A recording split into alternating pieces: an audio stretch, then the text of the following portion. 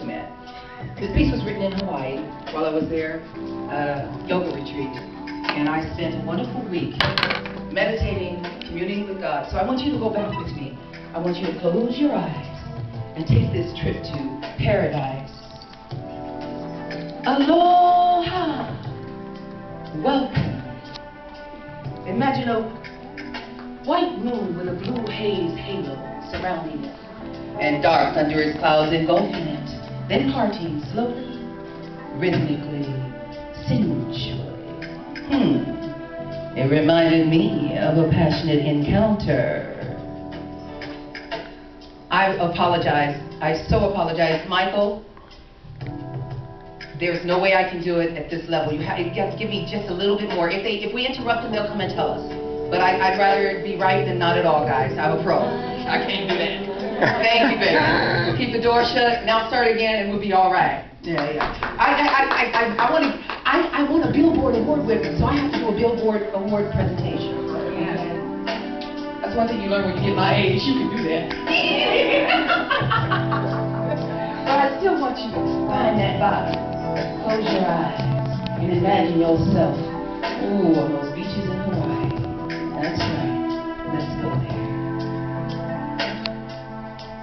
Imagine a white moon with a blue haze halo surrounding it, and dark thunderous clouds engulfing it, then parting slowly, rhythmically, sensually.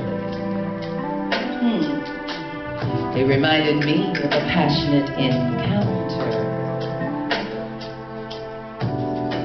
Aloha, welcome to paradise, where blue skies, turquoise waters, kissing rains, and gentle breezes are the norm. Standing naked in the jacuzzi, giving praise and performing a ritual moon dance in honor of the moment, all because you were mine. Lunar love affair. Don't you know you're mine? Lunar love affair. Hello, I say. Can you see me? I see you. Move aside, you dark, jealous lover. The clouds part in obedience. Arms outstretched, awaiting the arrival of Mother Wisdom. Silence droning on in anticipation of a moment when a word would be spoken and heard. All because he was her lunar love affair. Yes, he was her lunar.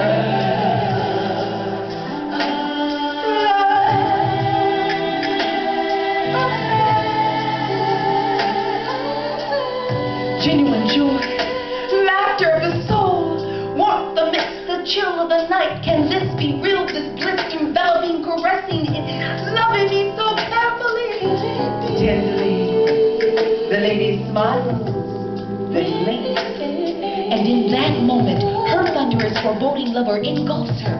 Her smile flickers, and she is gone. All because he was, he truly, truly was.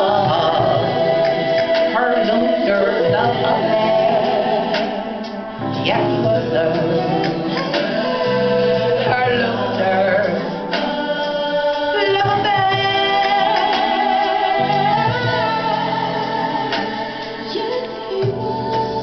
Sitting now, I contemplate what has just happened and realize my sexual encounter with nature, though brief, will have a lasting effect.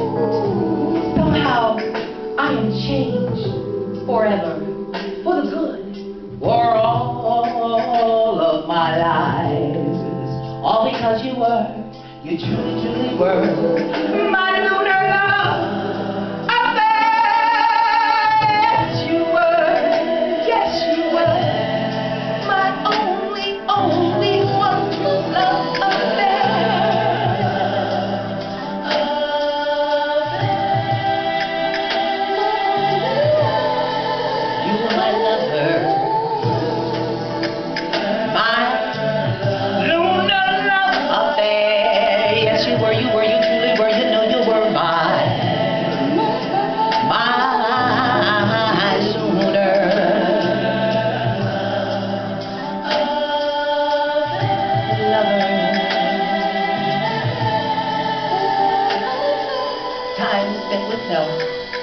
standing naked in the jacuzzi, giving praise and honor, at one with peace, love, unity, God, the universe, and me. Thank you, ladies and gentlemen. Yes. And thank you very much. At this time, we should be just about ready for our first talent. Is Mr. Twin Skid Row in the house? No. Well, at that point, what we have elected to do, when we have people who have not shown up, I am going to have my assistant, Miss Akila, come on up here, and she's going to give us another rendition, and I have a few people waiting in the wings to take these extra spots when people don't show up. So I'm going to disappear. Aquila is going to come to the stage. We have some authors in the room who are going to be here later on today. Mr. Woody Woods is also, we have an awards presentation today. Well, humanitarian award presentation, most innovative, and Mr. Woody Woods is receiving our Lifetime Achievement Award from the Los Angeles Black Book Expo. Mr. Acknowledgers, raise your hand. Yes. Are there any other authors in the room who are registered in the other room? We want to make sure we give you props and let people know who you are. In fact, right now, while we have some time, Aquila's making her way to the stage anytime now. Come up here, darling. You're from KLIQ, correct? Oh, you got to get up here. You're one of our sponsors. Yes, ma'am. Hello. Welcome. I know how to work with this word. Rocket went in out here. What is your name, darling? My name is Shelley Ward, and I'm the host of OMG. She's the host of OMG. You want to speak with our audience and tell them a little bit more? Because you have are you live in there with the radio? Yes. Oh. Actually, the radio station is live, KLIQ 1670 AM, but we are also www.4kliq.com. You can find us on the internet. We are 24/7. We are live here from the LABBX as we were last year. We're broadcasting everything live. We will be talking to a lot of the different authors on today and giving them interviews live on the radio. And we do that. My show airs every Saturday from 12 to 2. I'm the Christian show on the station, and I play gospel music, and I do have a lot of different people come in. As a matter of fact, I have the author and singer, and I guess you call him a comedian, Broderick E. Rice. He's going to be on my show, I believe it's next Saturday. So there's a lot of people, and also following him will be Jimmy Fisher from Faithful Central Bible Church. So we have a lot of different things, we play a lot of different music, and if you have anybody, know of anyone that has music that would like to submit it to the station, you can also send it to us at music4kliq@aol.com, and it's the number 4, it's music, the number 4 music4kliq@aol.com. And you can reach me in regards to my show at godsdivaforlife@gmail.com. And that's GODSDIVA, the number 4LYFE@gmail.com. And thank you very much for this privilege and opportunity. And in walking is my wonderful, handsome, and amazing cousin. And she has his book, and she's getting ready to talk about it. But I am so proud of my cousin, Marvin Lawson. I love you. All righty then. Thank you so very much. Let's give her another round of applause. And she's right. In order to stay on time, because I'm a stickler for that, I am going out and pulling out authors who are not scheduled to be on our stage so that you wouldn't sit in here waiting for somebody to show up. Mr. Marvin Lawson, come on up here, baby. I have his book in my hand. Everything a Woman Wants to Hear First Thing in the Morning. How about, oh, you beautiful, or your breath don't stink that bad. Mr. Marvin, part of what we do is, with authors, is that I'm going to interview a little bit, okay? Can we pick him up on the oh, he's a tall man. Okay.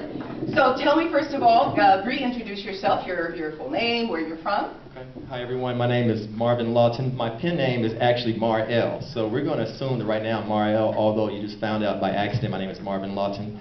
So I'm a character. Believe it or not, the book has many facets to it, and one of them, he's actually his own character. He's a brand, Mar-El. So I'm from Los Angeles originally, and I'll never leave Los Angeles. I'm an Angelino for life. Awesome. That's right. So can you tell us, Mar-El, what motivated you to write everything a woman wants to hear first thing in the morning? Now, one thing I have to preface, this is not everything a woman wants, because women don't know what they want. However, everything a woman wants to hear first thing in the morning is in this book. What prompted me to write this book was, I would post things or send messages, and women would say, you know what, this has to be in the book because it's just too smooth. And I said, no, it's not. It is not in the book. So I heard that probably like for the 45th time. There it is. Now it's in the book. That's right. So tell us, what is the most memorable aspect of your journey as an author? One of the most memorable aspects is just to see that initial proof.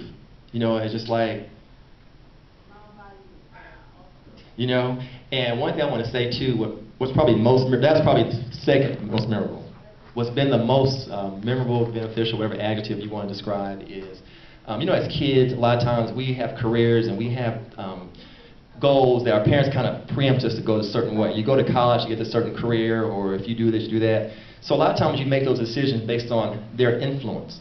This is the first project I kind of did on my own recognizance, and when I presented it, even though I have a college degree, I have a master's degree, I'm highly educated and have had a wonderful career, this is the first thing when someone says, you know, who are you? I can present to them and say, here it is. Here it is. You know, where even this means more to me than my college education. Kids, family, and all that. I mean, I love family, don't get it wrong, but however, you know, if they want to put just my smile and this on a eulogy, this is it. And I have to do a balance question to that.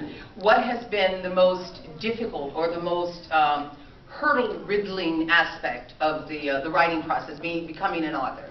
You know, obviously it's the now, and now it's the marketing and promotion. I was telling the author just outside, it's funny because what we'll probably do today, I mean, hopefully the turnout will get greater. If it doesn't, I'm content with it because I may give away 12 books to get 10. But not only getting those 10 books or 12 books is also that knowledge and learning their experience, know that they are similar in what I'm going through, but also they have different ideas that I didn't really recognize or pay attention to. So it is like the marketing piece. I mean, if you're authors out here right now, that can be very overwhelming. This book has only been out of approximately 2 months. And so these last 2 months, I've spent mostly just marketing, finding out advertising, the most optimal. I know the direction I'm going in, but I've learned brand new ideas, but that's been the most challenging part, is getting it out there. And obviously this book is something that's, when you look at the title, you have to get the book, and I may even share an excerpt if I have time. But that's what we're getting ready to roll. In fact, that's a great segue. Good one. Yeah, but it's funny. But it's funny because a lot of times, just word I give to authors, because knowledge is free, you have to create a need. You know, I go in certain places and people like, listen, why do I need this book? Well, I have to create that need. So it's probably more being a marketer or a salesman. So authors out here again, you have to become a salesman of your own product. I no longer work. I actually do authorship full time. This is all I do. I'm also a model and a musician, so I'm actually working in the arts. One of the quotes I live by is, it's never too late to become what you might have been. So, and that's just so rich to me because, yeah, you know, all those things I wanted to be, here I am doing them, and I didn't have to wait on. I tell people I've shattered all my mirrors because the only guy that stood in the way of success is that guy in the mirror. So I had to just get rid of all of them, you know. So and now here we are. So it's transitioning into the book. You may ask, what do you want to hear first thing in the morning? Sometimes nothing. You know, one woman said to me, this better be a book full of blank pages. You know? But if you want to hear a couple of things, I'm going to share a few with you. Anything you pick at random is really good. But I'm going to read one that I kind of like, even though I kind of wrote all of them, but anyway. So, day 113, and by the way, it's 365 days of literally what you want to hear. You can read it. I synced it over entire calendar years, so from day 1 to 365, it has Mother's Day, Father's Day, you know, Valentine's Day, and Christmas, and all the holidays, and has a birthday wish, and all those things. But anyway, I'll read a couple, and then whenever she says my time's up, my time will be up. Day 113 says, I'm sitting here, remembering the first time I saw your smile. And it was as if the lights came on in a dark room. The light made me see everyone for who they were not, but I saw you for who you are. And I said to myself, just for me. One of them here, there's some corny ones in here, but anyway. I'm catching feelings, and I hope I never drop them. Let's see here. Ladies, you can appreciate this one.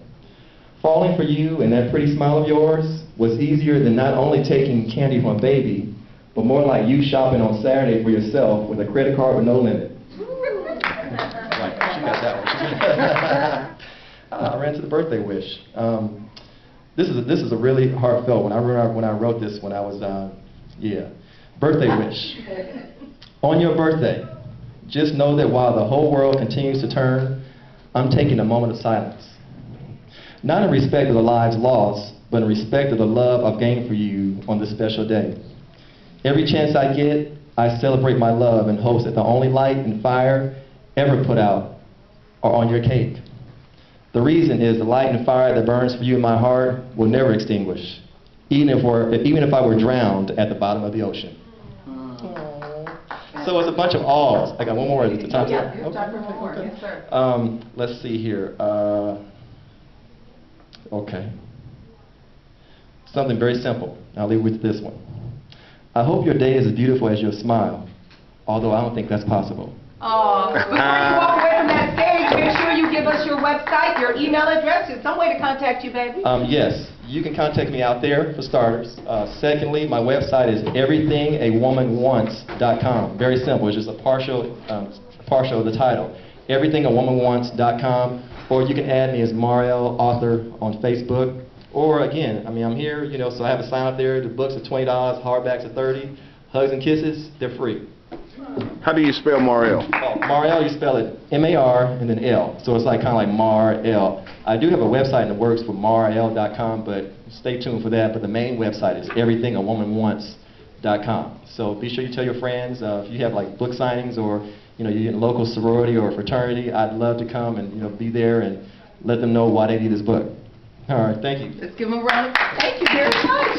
Oh, awesome, excellent. And we are on time. We're moving along, and I would like to introduce this young lady. She just got off. She came straight from, I think, the plane or train station. However she got here, she came straight from there to here, and we're glad to have her. I'm talking about Joy Elan. Joy Elan is from Oakland and Berkeley, California, and an author of 2 poetry books, sings The Science of Life Past, and Past, Present, and Future, and her newest book, Silence is Not Always Golden, A Poetic Revolution. She performs spoken word and works with urban youth. Without further ado, ladies and gentlemen, Ms. Joy Elan, and as she's making her way to the stage, I want to let you know that she has a table in the other room, in the big room, and she is represented in Vixen. You need to check.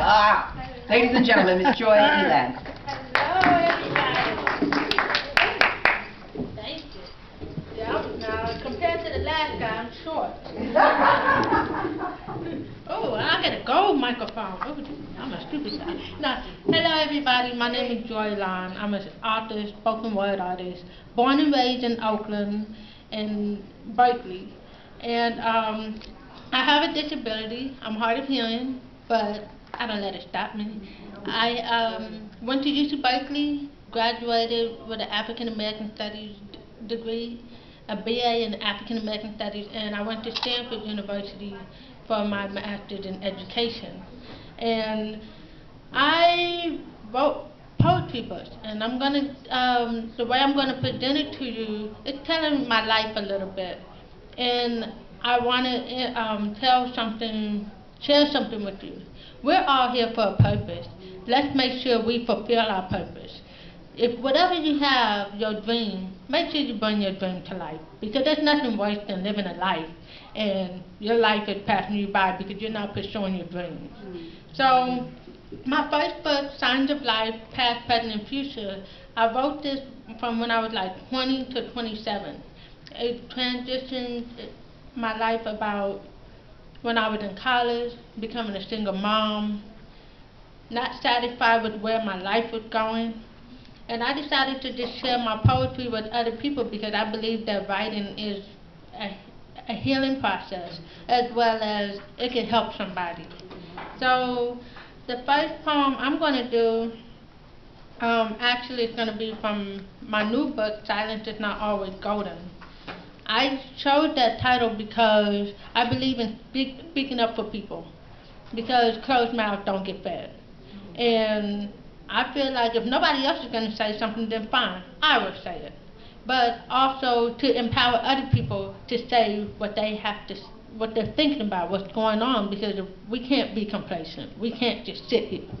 So the first book, the first poem I want to read to you is called hearing the world through her eyes. And I'm a mother. I have a 5-year-old daughter, and it's a blessing to be able to show my daughter how to live her life. So she lifts up her mom with her hazel eyes. She knows something isn't right. She hears how other people talk and realizes that something is different. She talks like her mom since her mom is her first teacher. But in the real classroom, she knows that the way she has been talking has been incorrect. Her house is different from other people. There are words on the television screen 24/7, and the light flashes when the phone rings. When she hears the phone vibrating or sees the light flashing, she says, "Mommy, telephone." She understands what her mommy is saying, even when she uses her hands. When her mommy misunderstands, the girl uses her hand to make it clear.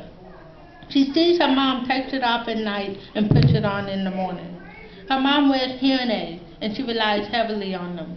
Her mom tells her that she loves her every day. She takes her mom's face and gives her kisses. She knows her mom can't hear well, so she shows her love. She says, "I love you, Mommy." And the mother lip reads and replies, "I love you too." Her mom isn't different from other mothers. She drives and goes to work. She uses the phone but communicates differently sometimes. The mom can hear some but not all the way. The girl is too young to understand what happened to her mom, but she embraces her. She knows her mom's voice and the way she speaks.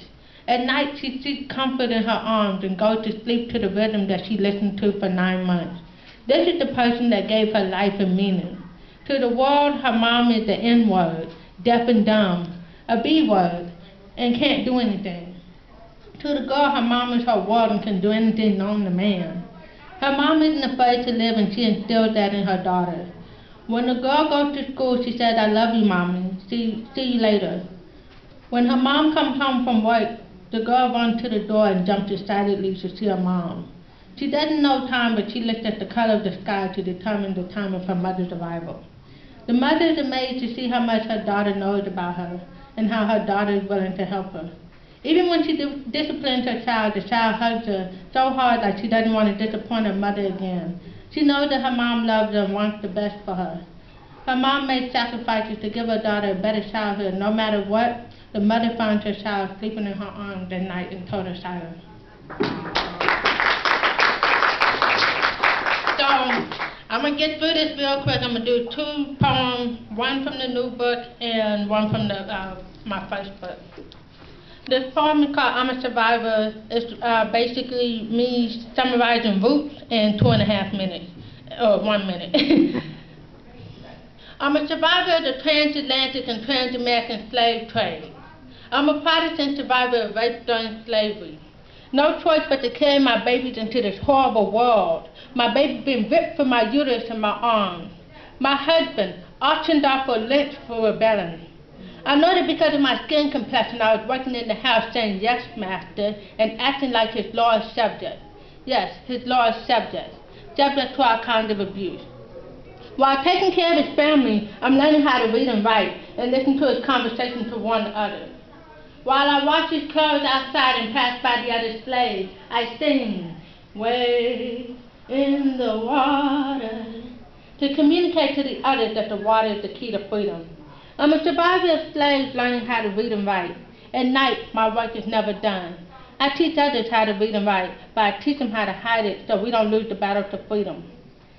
Southern trees, four-string fruit, and even though they're not growing in front of us, they're growing in someone's backyard. I'm a survivor of the civil rights movements and dogs attacking me because I want to vote. I'm a Protestant survivor of the Black Power movement, Black Panther Party, Power to the People, and police brutality and FBI instigations and infiltration. Our leaders down for a cause, and 2 rappers on 2 coasts used the cause of war within our community. They say the best way to hide something from us is by putting it in the book. After all the things I went through to teach us how to read and write in slavery, these 2 things, which are free, are becoming useless in our community. I'm proud to be from Oakland and Berkeley, 2 cities that represent change and revolution. I'm Black, not African American. I don't identify with the Africans because I don't know what tribe or region I'm from. Because of the one-drop rule, I don't know who I was at first. I refuse to call myself an American because I don't want to call myself something where the country doesn't want me. They keep finding ways to keep me oppressed to a extent.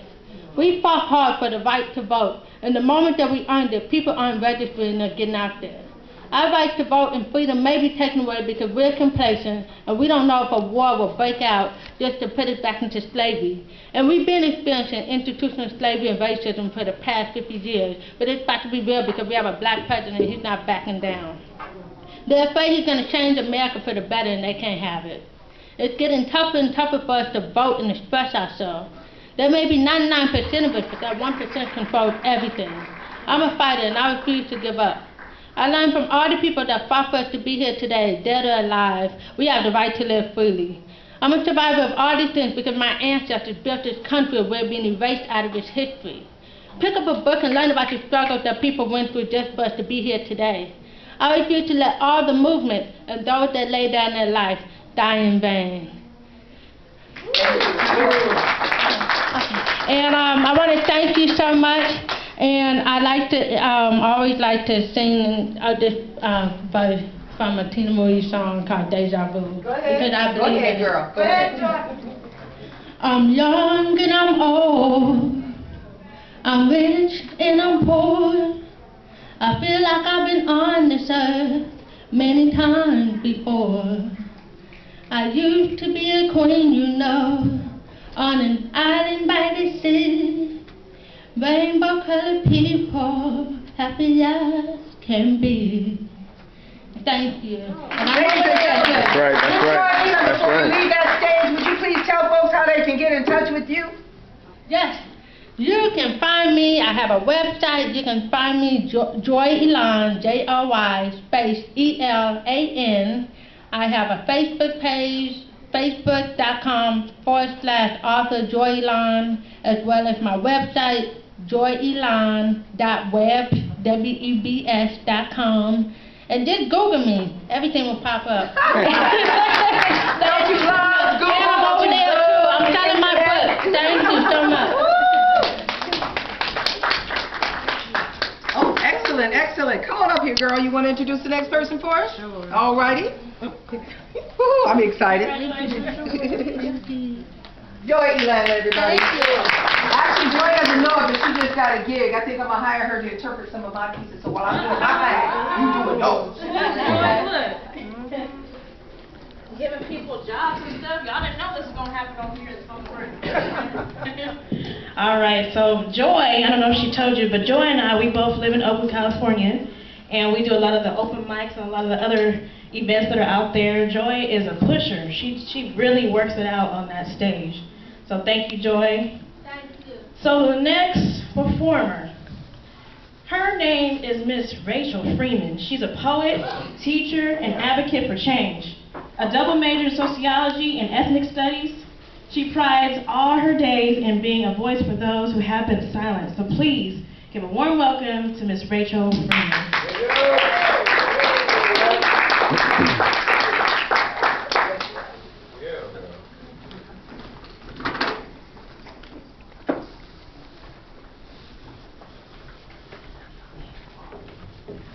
Hi, my name is Rachel, and Hello. I'm going to be reading a couple pieces that I've kind of compilated together that express how it's like to be me in a room kind of like this. All I need is a pen. That's my means to an end. Like Marx, I will reach the masses. Use this mic to create a passage. From one to one, it's time we become citizens using empirical fact to put the human race back on the map. Look at Spencer, he had a sense for preserving society in all its variety, seeing separate parts as a whole, yet still so much more. As Merton points out, there will be dysfunction, causing destruction, but it's within all its variance when differences are met. So take it from Durkheim, who was first for his time, to realize living without togetherness meant ending one's life.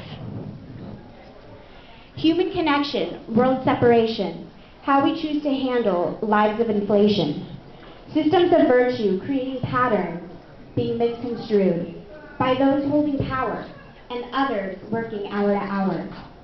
If we all come together, life would be better for all who feel defeated by those who haven't succeeded in a system that has cheated. My roots, like yours, come from a legacy of slavery.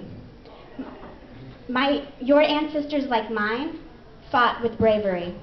My skin may be light, but I do not take sides, because your blood is the same color as mine.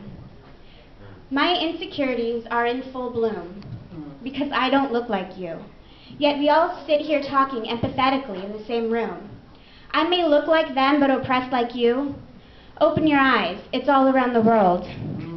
Our minds are fractured, our beliefs are shackled, ball and chains to a system with an underlying mission. From the outside, I am the majority. Inside, a minority. Appearance is deceiving, misconceptions are misleading. A paper bag test should not take precedent. Though in our society, those who are heaven sent, you haven't met. But they pass you every day, and stratification is ingrained, pulling us apart while we try to piece it together. But it will never work if we don't act as equal members. Was it created, or did we evolve? Did we evolve into a creation that was created for us? Was what we evolved into a manifestation of creation? If we were what it was created for, what is left to evolve? Is it up to us to create evolution, or are we creating the destruction of what has evolved from creation? We are the sum of the human experience. The depth of such statements can leave one precarious. The pressure it carries is a lot to bear. It is our purpose, our goal to share, a place on the map, one without boundaries, an ideology spoken only profoundly. Pursue truth, but to what is subscribed. Believe what is fed to you and to I. The perception of what's real is guided by how we feel. Because what we see is what we are looking for. Yet our inner soul yearns for so much more. To remain at ease with inner peace, it should be the goal of the human race to be on the same page. Until that can happen, we will remain at war, fighting with each other, but forgetting what for. At the end of it all, when there is nothing left to fall, can it be rebuilt? Or is the axis we live about forever a tilt? Physically, metaphorically, scientifically alike, is it too late to give life a try? A nuclear holocaust is on the brink, but does it ever make you think? What goes up must come down. So the world that's built must fall to the ground. It will start again, years in the making. Rebirth of a society in which we are taking advantage of what we love. But it is a cycle that will spiral. A society just like we have, where in the eye of the beholder there is a good and a bad.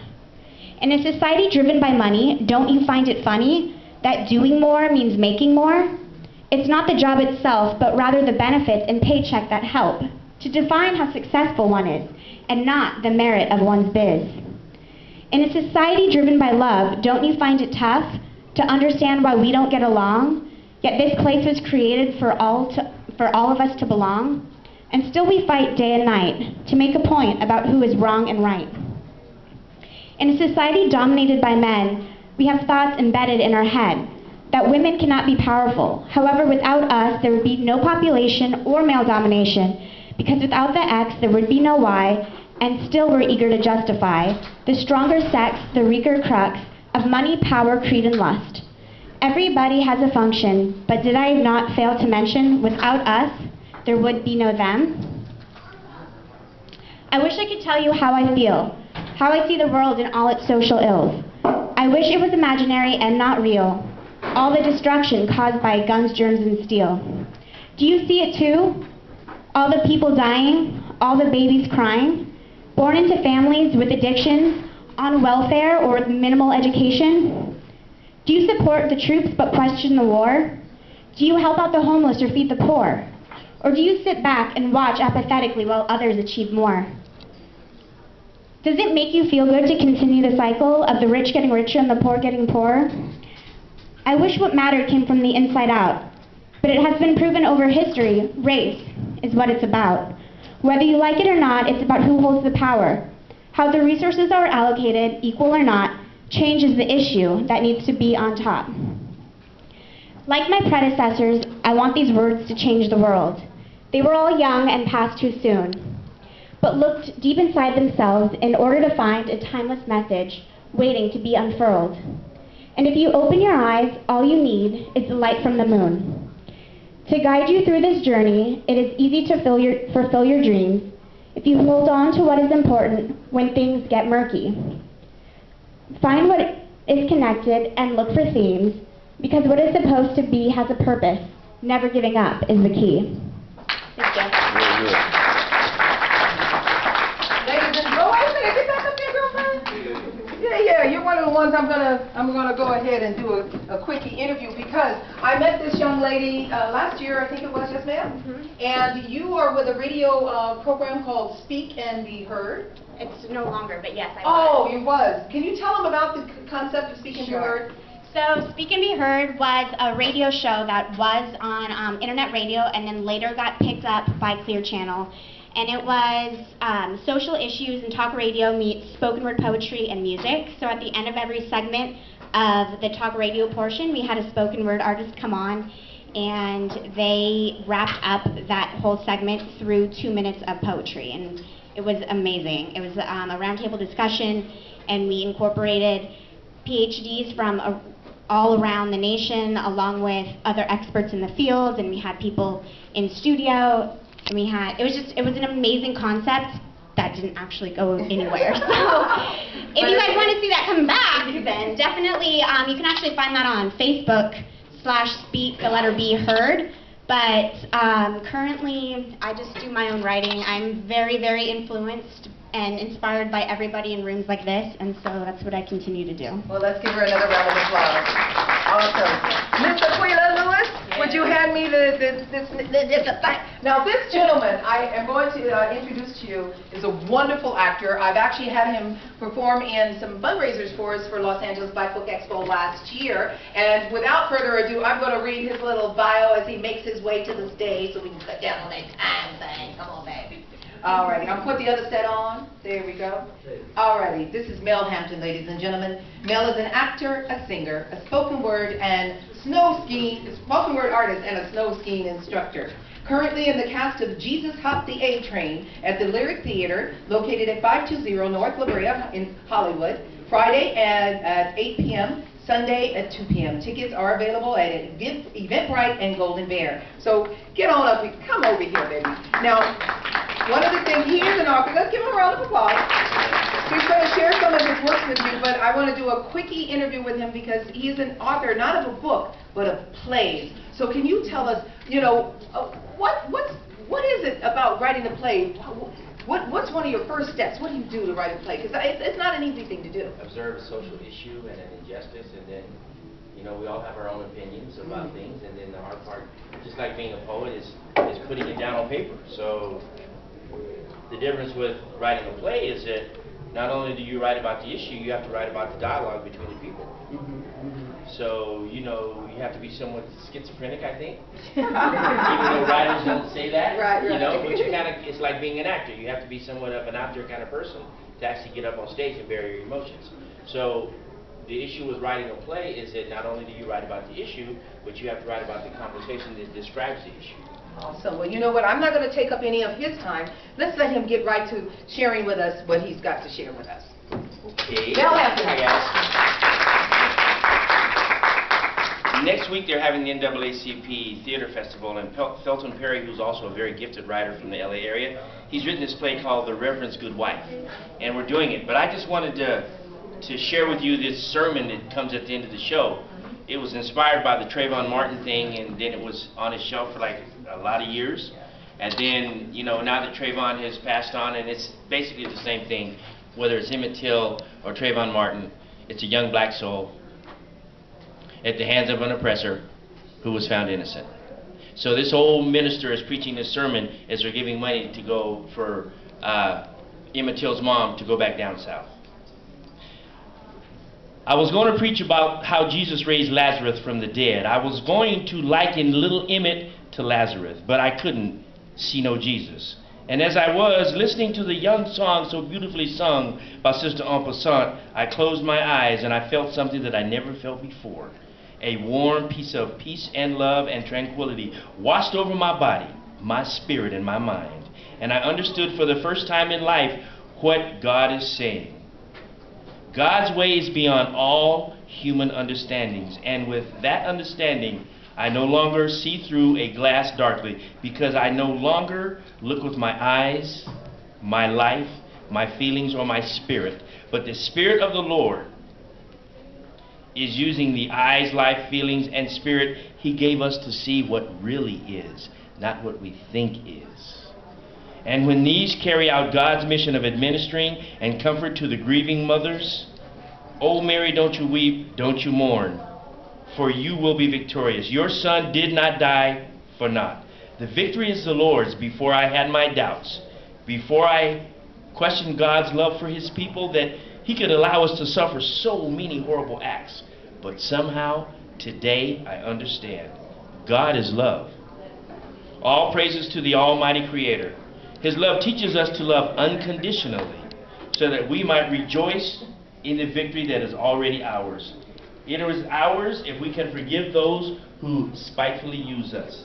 It is ours if by our acts we do not become the demons that torment us. But if we act as our tormentors, we will burn in hell. Like my old African grandpa used to say, fire doesn't fear fire. When you fight fire with fire, you become fire, and burn you will. Love puts out hate. What we are doing here today is giving our love to the slain angel's mother, so that she may go forth back down home to the inferno as a witness for the God and a heavenly presence among demons. Let us give generously to help her through these hard times, and let us pray without ceasing for God's protection. Those mothers, whether it was Emmett Till's or Trevion's, they represent all of us.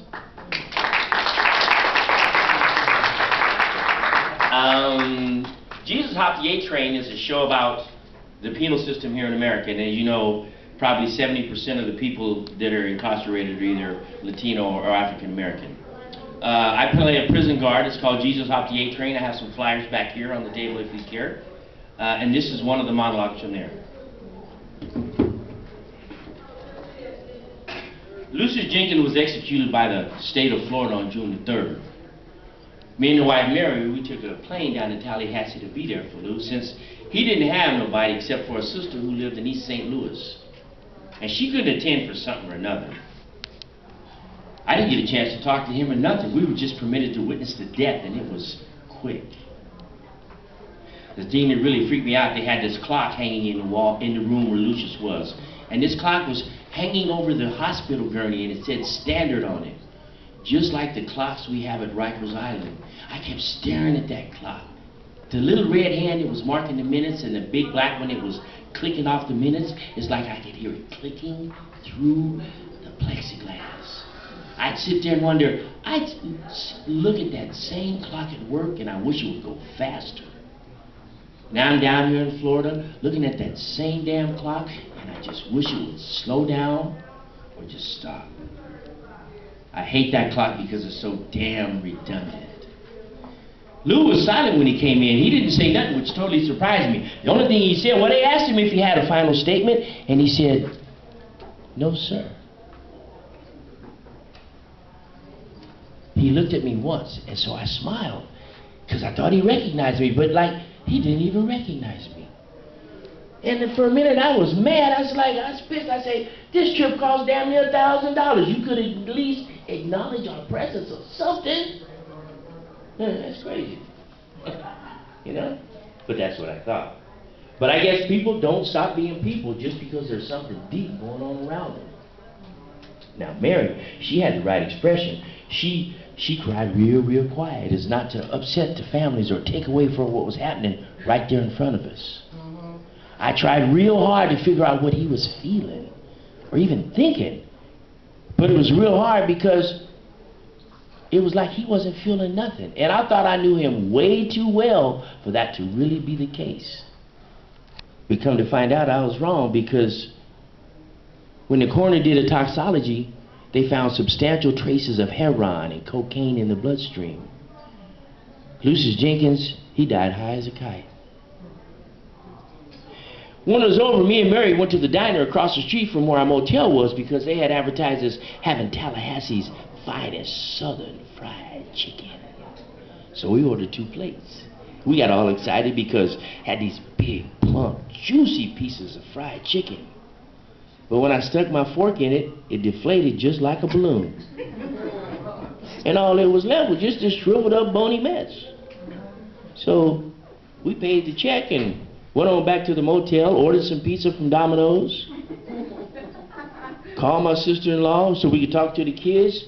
But when we got off the phone, Mary, she kissed me like she really meant it. And so I kissed her back. And we went to bed and we made love for the first time in 6 months. And when the pizza man came, we pretended we wasn't even there. Now, I can tell you that Lucius Jenkins helped me stop drinking, because he did. Or that he convinced me to start a pool cleaning business with my brother-in-law, which we also did. And that he got me fired from my job. Well, that turned out to be a big blessing in disguise. Now, all that is important and true. But really, I only knew that guy for 3 months, and that's not a lot. If somebody had argued the fact and said that he used me or whatever, or that he was a lunatic, I couldn't argue that much. But if you ask me about drinking and going to jail, I can tell you a lot. Or ask me about pool cleaning, I can tell you, I take my chance up against anybody. But you ask me about Lucius Jenkins, there's not a hell of a lot I can tell you, because there's not a hell of a lot that I know. The only thing I know is that I liked him. Jesus hopped the A train. The Lyric Theater, 520 North La Brea, Fridays and Saturdays at 8, Sundays at 2. We have 2 more weekends. We're sold out tonight, but it will challenge every belief that you have. Even as actors, we've all had to change our thinking about things. Thank you. Ladies and gentlemen, before Aquila introduces our next talent, let's give Mr. Bill Hampton another round of applause. I've been asked to make announcements. We have presentations, workshops, demonstrations in 511A, 511B. In the main hall, 515, we have all of our wonderful authors and some vendors selling other stuff besides books. And in room 214, we have the Children's Corner. Thank you. Thank you.